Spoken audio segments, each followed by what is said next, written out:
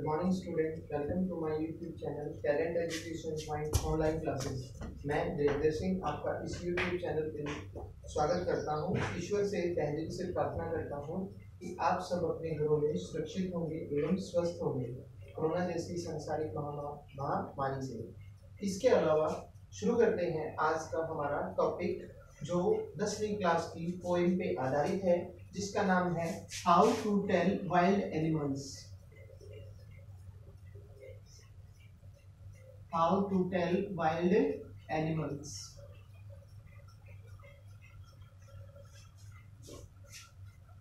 How to tell wild animals, इस poem में कवि जो है हमें ये बताना चाहता है कि जैसे मैंने how we can identify the animals, कि किस प्रकार से हम पशु को जान सकते हैं और पहचान सकते हैं उसके गुणों के कारण या उसकी आकृति के कारण या उसकी विशेषताओं के कारण, जिसे हम पैराग्राफ वाइज या लाइन टू लाइन डिस्कस करेंगे। लेकिन उससे पहले मैं आपको टाइटल के बारे में क्लियर कर देता हूँ। हाउ मतलब कैसे, टू के लिए, क्या बताने के लिए, वाइल्ड एनिमल्स जंगली जानवर, यानी कि जंगली जानवरों की बारे में आपकी इस पोएम में बताया गया है। उनके गुणों के, वर्च्यूज के बारे में या गुणों के बारे में बताया गया है, जिनको आइडेंटिफाई करके या पहचान के आप बता सकते हो कि ये पशु कौन सा है। ठीक है, इसी के साथ हम आज इस पोएम को पैराग्राफ वाइज शुरू करते हैं, लाइन टू लाइन शुरू करते हैं, जो आपको आसानी से समझ में आ जाएगी। देखिए, पहले पैराग्राफ की जब हम बात करें, if ever you should go by chance to jungles in the east and if there should be to you advance, मतलब जो आपके कवि हैं वो हमें क्या कह रहे हैं शुरू में, समझिए फर्स्ट स्टैंजा में, कि if you should go by chance, अगर आपको कभी मौका मिले, वो go by chance मतलब अवसर मिलने पर, अगर आपको कभी मौका मिलता है और आप जाते हो कहाँ पे, टू द जंगल्स। जंगल्स आपको मालूम होगा, फॉरेस्ट, ठीक है, वन जिनको बोला जाता है, या वुड के WOOD, वुड को भी जंगल बोला जाता है। ठीक है, तो यहाँ पे कवि कहता है इफ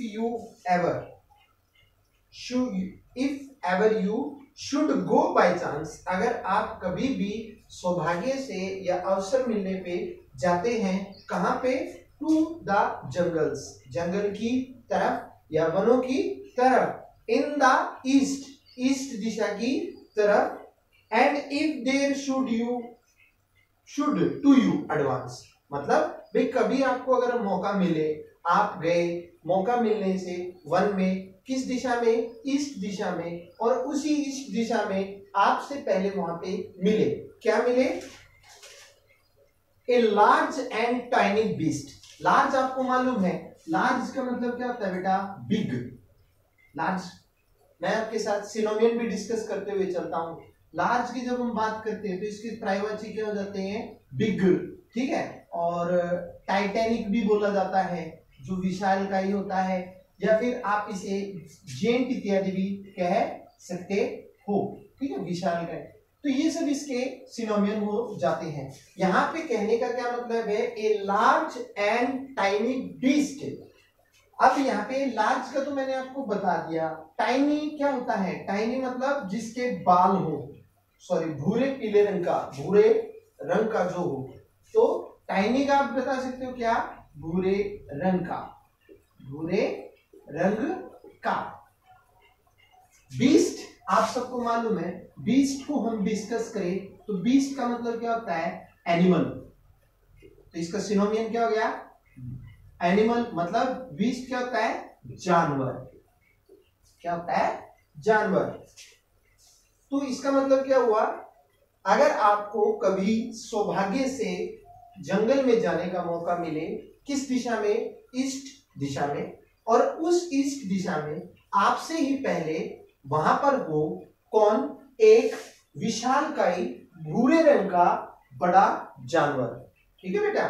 उससे के बाद में if he roars at you as you are dying, अब मालूम है आपको कि वाइल्ड एनिमल है, हिंसक जानवर है, तो वो दहाड़ेगा, ठीक है। अगर वो आपके सामने दहाड़ता है और आपको ये लगता है कि आप मर रहे हो, तो आपको समझ जाना चाहिए कि वो कौन सा जानवर है, एशियन लायन है, एशियन लायन है। ठीक है बेटा, इस पैराग्राफ को एक बार फिर से हम डिस्कस करते हैं ताकि ये स्टेंजा आपको दोबारा समझ में आए। मतलब if you ever should go by chance, अगर आपको मौका मिले जाने का, टू द जंगल, जंगल में ईस्ट दिशा की तरफ, and if there should to you advance, मतलब आप ईस्ट दिशा में गए लेकिन ईस्ट दिशा में आपसे पहले ही वहां पर अगर कोई हो, कौन हो भाई, a large and tiny beast, a मतलब एक, जब आप ईस्ट दिशा में गए तो आपको वहां पहले ही मिला, कौन मिला, एक बड़ा और भूरे रंग का जानवर। ठीक है, इफ, और अगर वो भूरे रंग का जानवर, इफ ही मतलब भूरे रंग का जानवर अगर आपकी तरफ रोर्स, रोर्स मतलब बेटा दहाड़ना, जैसे शेर दहाड़ता है, ROAR, रोर मतलब दहाड़ना, रोर मतलब दहाड़ना, अगर वो आपकी तरफ दहाड़ता है और आपको लगे कि आप मर रहे हो, तो आप समझ जाना कि वो कौन सा जंगली जानवर है, एशियन लायन है। ठीक है, तो first stanza in brief sketch हमें आपका बना क्या कि भाई अगर आप ईस्ट दिशा की तरफ वन में जा रहे हो और उस वन में ईस्ट दिशा में आपको पहले ही एक बड़ा विशालकाय जानवर भूरे रंग का दिखाई देता है, तो आपको समझ, और वो आपकी तरफ अगर दहाड़े और आपको लगे कि आप मर रहे हो, तो आप समझ जाओगे कि वो कौन सा है जानवर, एशियन लायन है। ये आपका पहला स्टेंजा है। सेकंड स्टेंजा देखिए, और if some time when roaming around a noble wild beast greets you with black strips on a yellow ground, just notice if he eats you. This simple rule may help you learn the Bengal tiger to this curl. ठीक है, मतलब if you roaming around, अगर आप और आप कहीं घूम रहे हो या अगर आप कहीं चल रहे हो, and noble beast wild beast greets you, अगर एक हिंसक जानवर आपका स्वागत करता है, ठीक है, अब वो हिंसक जानवर कैसा है, जिसका पीला शरीर है, येलो बॉडी है, और उस पीले शरीर पे स्ट्रिप्स है बेटा, स्ट्रिप्स क्या होती हैं, धारियां, स्ट्रिप्स मतलब धारियां, काले रंग की धारियां हैं पीले शरीर पे। ठीक है, पीले शरीर पे काली धारियां हैं और वो आपका स्वागत करता है।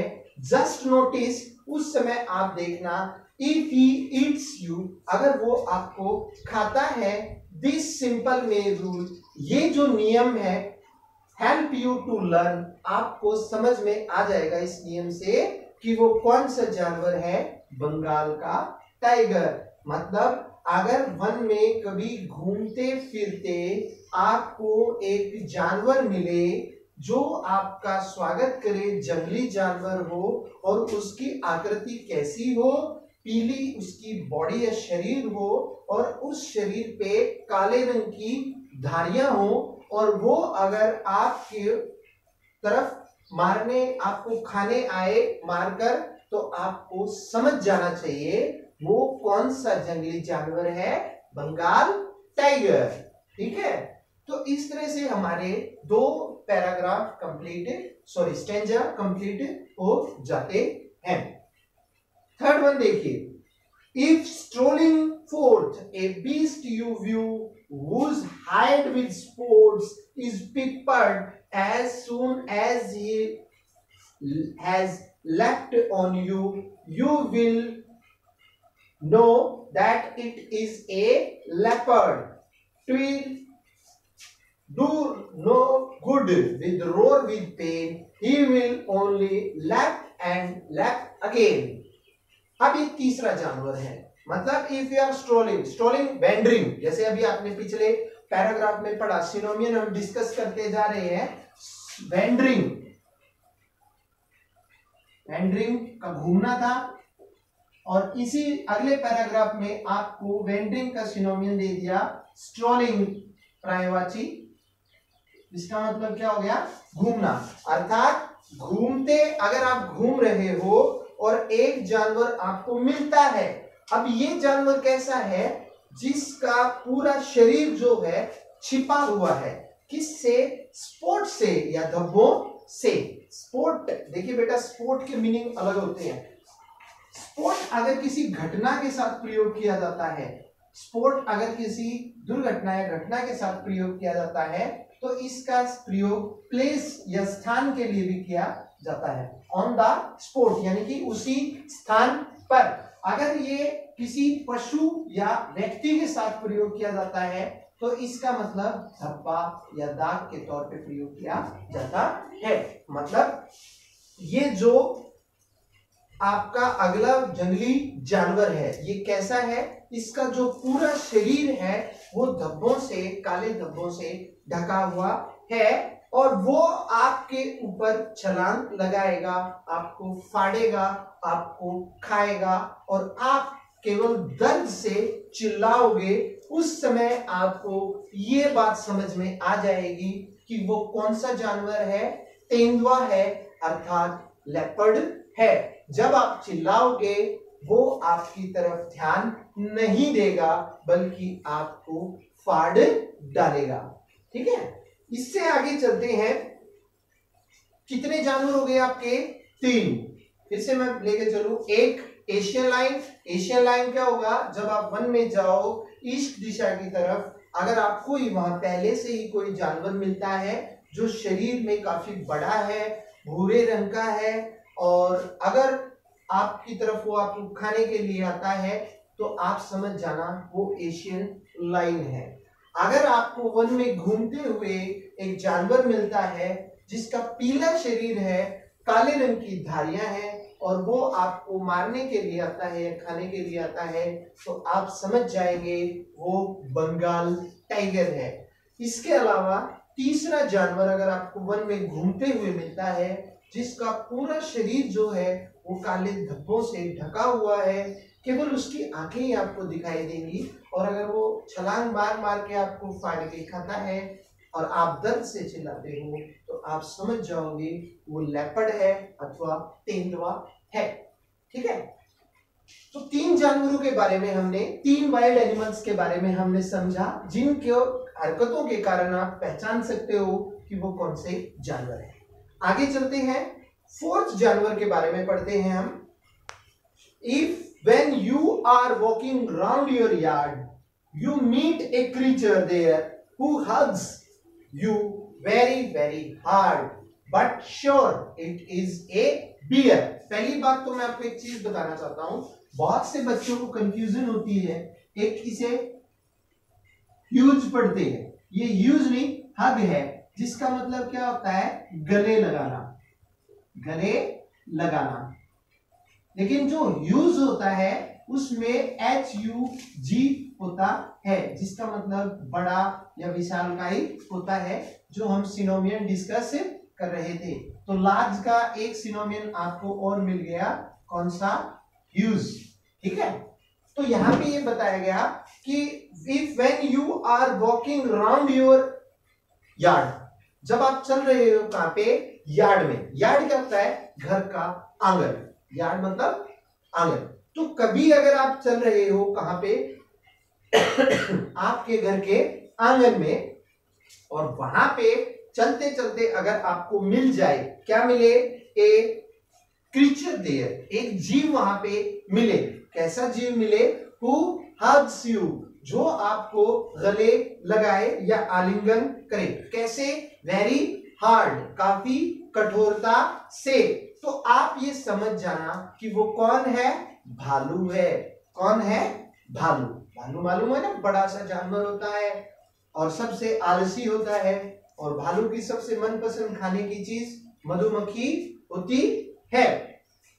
तो 4 जानवरों के बारे में आपने सीखा। पांचवें जानवर के बारे में, चौथे के बारे में एक बार फिर से बता दूं। अगर आपको घर के आंगन में चलते हुए एक बड़ा जानवर मिले जो आपको कठोरता से गले लगाए, तो आप समझ जाना वो भालू या बियर है। अब बियर भी कंफ्यूज वर्ड्स है। देखिए बियर की जब हम बात करें तो BEAR बियर, इसका मतलब भालू भी होता है, ठीक है, लेकिन इसका मतलब सहन करना भी होता है। और दूसरी वाली की स्पेलिंग अलग है जिसकी BEER बियर, पीने वाली बियर होती है। लेकिन इन दोनों में आपको डिफरेंस समझना होगा। बियर, क्योंकि ड्रिंक के साथ या व्यक्ति के साथ बियर होगा तो दो ही अर्थ निकलते हैं, या तो व्यवहार सहन करना या पीने वाली बियर, और तीसरे वाले का जानवर के तौर पे प्रयोग किया जाता है। तो इस तरह से हमने 4 वाइल्ड एनिमल्स के बारे में जाना। 5वें वाइल्ड एनिमल्स के बारे में हम पढ़ते हैं। देखिए, if you have any doubts I guess he will give you just one more cares, ठीक है।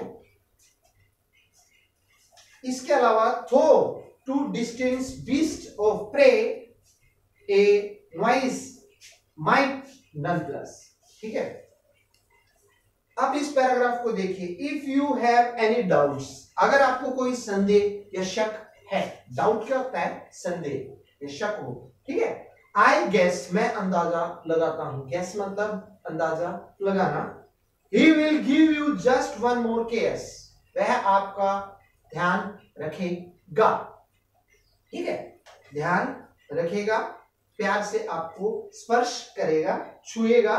थो टू डिस्टेंस, किस लिए, पहचानने के लिए। बीस्ट ऑफ प्रे, आप पहचान जाओगे जब वो आपको स्पर्श करेगा कि ये एक जानवर है जो पकड़ रहा है किसको, प्रे का। बेटा प्रे पे ध्यान दीजिए। आप जैसे प्रेयर पढ़ते हैं ना स्कूल में, ये वो वाला प्रे नहीं है, बल्कि ये क्या है, PREY, ये तो होगी प्रार्थना, और ये हो गया आपका शिकार। क्या हो गया, शिकार। तो यहां पे क्या बताया आपके पैराग्राफ में, if you have any doubts, अगर आपको कोई संदेह या शक है, he will give you just one more kiss, वह केवल आपको एक बार फिर स्पर्श करेगा। थो टू डिस्टेंस, जिसके कारण आप पहचान जाओगे बीस्ट ऑफ प्रे, कि आप क्या हो, एक जानवर का शिकार हो। क्या हो, एक जानवर का शिकार हो। And noise might nonplus, और आप जो हो उसकी जो नोकीले हैं पंजे, उनको देख के आप उलझन में पड़ जाओगे, ठीक है। इसके बाद में जो छठा जानवर है,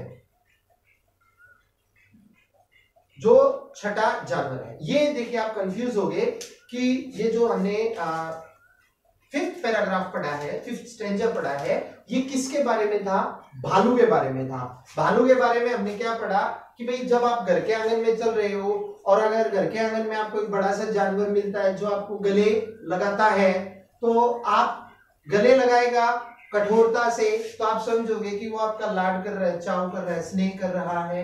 लेकिन जब आप अंदाजा, कोई शक आपको होगा, तो आई गेस मैं अंदाजा लगाता हूं, he will give you one more kiss, वह एक बार आपको स्पर्श करेगा, और उस स्पर्श करने से आपको थोड़ा थोड़ा ये लगेगा कि आप फंस चुके हो, किसके कारण, किसमें, जंगली जानवर का शिकार बन चुके हो।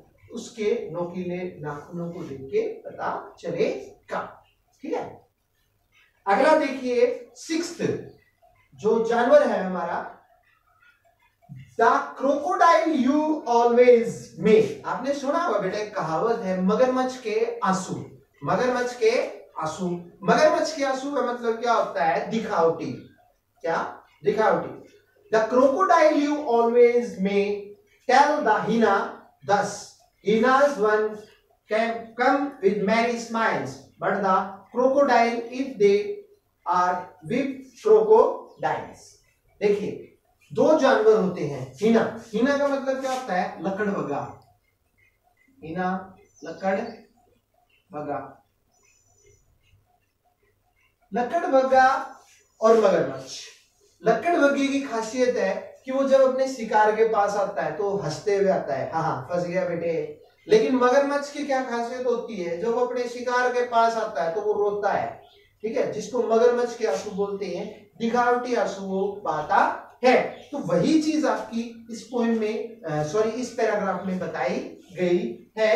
द क्रोकोडाइल यू ऑलवेज में, जो मगरमच्छ आप हमेशा देखोगे, टेल यू फ्रॉम द हीना, वो लकड़बग्गे से हम आपको बताते हैं, हीनाज कम विद मैरी स्माइल्स, हीना जो है वो आता है कैसे, खुशी से, हंसते हुए आता है। कौन, लकड़बग्गा। कब, जब वो अपने शिकार को देखता है, ठीक है बेटा। इसके अलावा इसका बिल्कुल उल्टा होता है, कब, मगरमच्छ के द्वारा। मगरमच्छ क्या करता है, अपने शिकार को जब देखता है तो वो रोता है, जो उसके आंसू जो होते हैं वो दिखावटी होते हैं, ठीक है। इसके अलावा the true chameleon is like lizard or sort of thing, he hasn't any ears at all and not a single wing, if there is nothing on the tree, tis the chameleon you see। चैमलियन क्या होता है बेटा, गिरगिट। आपने सुना है ना, जो रंग बदलता है उसको क्या बोला जाता है, गिरगिट बोला जाता है। तो गिरगिट के बारे में आपका ये चैप्टर है, सॉरी पैराग्राफ है। इसमें क्या बताया गया है, true chameleon is small a lizard sort of thing. जो गिरगिट होता है छोटा, वो किसके समान होता है भाई, छिपकली के समान होता है। किसके समान होता है, छिपकली के समान होता है। जिसके कान नहीं होते, भाई छोटा गिरगिट जो है वो किसके समान होता है, छिपकली के, जिसके कान नहीं होते और नहीं होते उसके कोई पंख या पर। If there is nothing on the tree, अगर आपको पेड़ पे कुछ भी दिखाई न दे तो आप ये समझ जाना वहां पर कौन है, गिरगिट है। एक बार फिर से बताता हूं, जो छोटी छिपकली होती है, छोटा गिरगिट जो होता है वो छिपकली के समान होता है। उसके न तो कान होते हैं और न ही पंख होते हैं। अगर आपको पेड़ पर कुछ भी दिखाई न दे तो आप समझ जाना उस पेड़ पे क्या है, गिरगिट है। यहां पे आके हमारी जो पोएम है वो समाप्त हो जाती है, जिसमें हमने पढ़ा कि कैसे फर्स्ट पैराग्राफ में हम एशियन लाइन को पहचान सकते हैं अगर हम ईस्ट के वनों में जा रहे हैं, कैसे हम बंगाल टाइगर को पहचान सकते हैं अगर वो हमारी तरफ हमें खाता है, पाड़ता है, और कैसा होगा वो, पीले शरीर पे काली धारियां होंगी।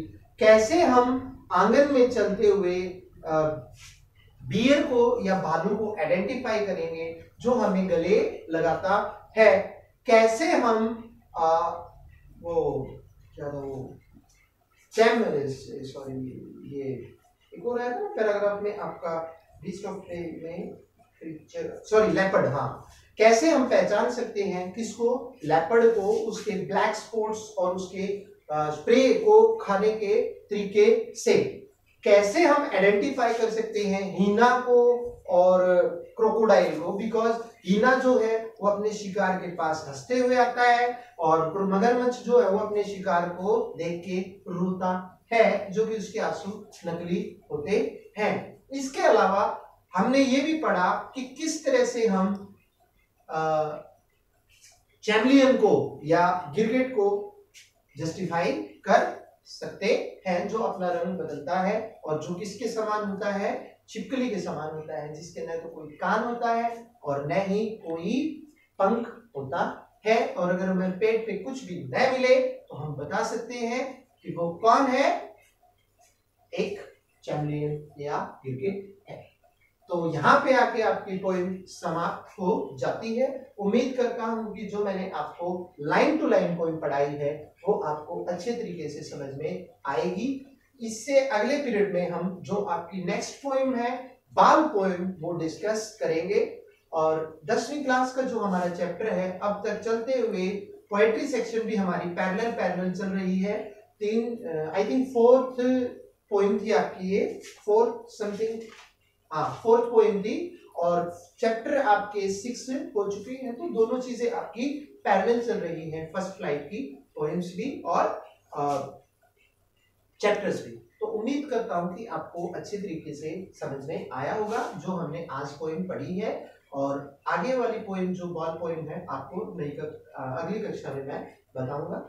अगर आपने चैनल सब्सक्राइब नहीं किया है तो चैनल को सब्सक्राइब करें। अगर आपने कोई त्रुटि या कभी मेरे पढ़ाई में लगी हो तो आप उसमें अपने विचार या कमेंट्स डालें, और अगर आपको अच्छा लगा हो तो इसे लाइक करें, शेयर करें। इसी के साथ जय हिंद, जय भारत।